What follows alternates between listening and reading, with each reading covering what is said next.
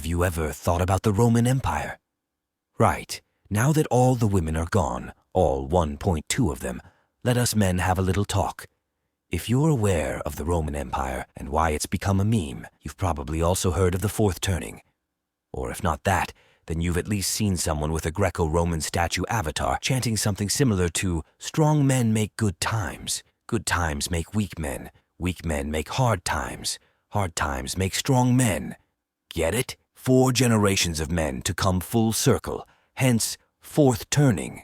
Whether or not you believe that theory carries any actual water, one thing I think we can agree on in 2024 is that there is a concerted war on in our culture against the very idea of strong men.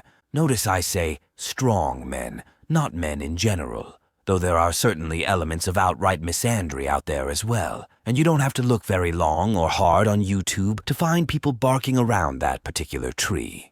But the reason I highlight the term strong in that statement is because most men today are not strong in the traditional sense, and thus they pose no threat to the status quo. Why is this a crisis, you ask? Because when men have no independent spirit, no will to pilot their own ship, no ability to plot their own course, no capacity to enforce their own order upon their life or upon the world around them, you will end up with a servile population beholden to the letter of the law. Men who rely on the system and its rules to enforce order on their lives for them. And then these same men whine and splutter and stare on with dumbstruck stupidity while their rights are systematically stripped away and they are reduced to disposable little pawns in those other players' game. In other words, the wolves fence themselves in and they wonder why the shepherds are now coming at them with shears. If you doubt the veracity of my words, which is fair, just think on how often we are told in our culture how wrong it is for a man to seek power, which, remember, only means the ability to do. Why is it wrong to desire power, to crave freedom? Why is it when a strong man steps up to put down the evils that a corrupt system had allowed to fester unchallenged, he's called an anti-hero? Or, to put it another way, why is it that the law which has so evidently and utterly failed held up as sacrosanct? Why is a corrupt and tyrannical order deemed to be preferable to a free but chaotic life by those who write our culture's stories? Why is the chaotic neutral character scorned more than the lawful evil one? Why is the gray area often held in greater contempt and viewed with greater distrust than utter darkness? The oldest and most powerful emotion of mankind is fear, and the oldest and most powerful kind of fear is fear of the unknown. H.P. Lovecraft. Dogs serve a master regardless of the kind of man he is.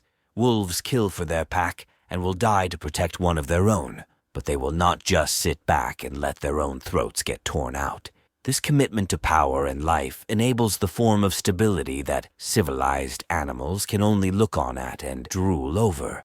So, addressing the title of the video head-on, the bull-headed cowards who will so eagerly call men weak and degenerate for not doing enough to sacrifice for their greater good, those same self-righteous busybodies who'll readily hurl out phrases like "man up" or "do your duty," are also the ones who'll preach how it is the role of a man to be servile. They'll say that he ought to serve and please God, please his wife, please his boss, etc., and so forth. I say no.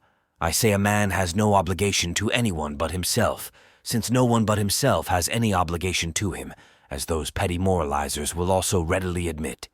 I say a man must be unto himself a fortress, to everyone else a captain or a king. I say a man should look to himself first for what is true and right, that he should take advice from others only after he has deemed them worthy of giving it, that he should respect only those who he has deemed worth receiving it. And to those who'll say that I am evil, that I'm encouraging sin and debauchery, that I'm enabling the very problems I purport to address, I ask you a hard and simple question. Whose system is it that's on the brink of collapse? Yours or mine? As always, leave your comments below, and I'll see you all next time. Benedictus Rex in Manu Gladi.